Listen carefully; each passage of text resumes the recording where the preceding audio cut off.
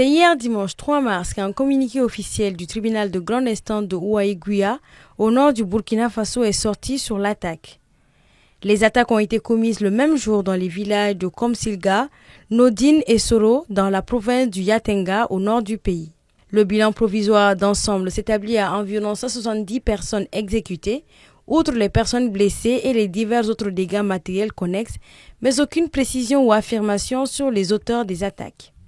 Dans son communiqué, le procureur a lancé un appel à toutes les personnes qui disposent d'éléments ou d'informations sur ces faits à les communiquer au parquet ou à la police qui a instruit une enquête aux fins d'élucider les faits. Ces attaques de 3 villages du nord sont distinctes de celles intervenues le même jour contre une mosquée de Natiabouani et une église à Essakan village au nord du pays.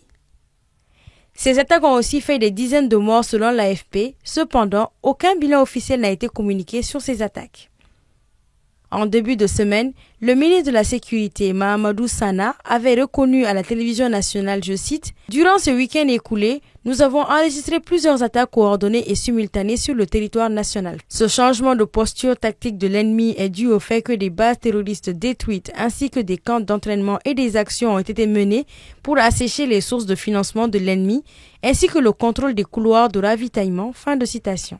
Le Burkina Faso, dirigé par Ibrahim Traoré qui a pris le pouvoir en 2022, est confronté depuis 2015 à des violences djihadistes attribuées à des mouvements armés affiliés à Al-Qaïda et au groupe État islamique, ainsi qu'aux représailles attribuées aux forces armées et leurs supplétifs qui ont fait près de 20 000 morts et plus de 2 millions de déplacés, selon l'Armed Conflict Location and Event Data Project, ACLED, une organisation non gouvernementale spécialisée dans la collecte, l'analyse et la cartographie de crises de données désagrégées sur les conflits dans le monde.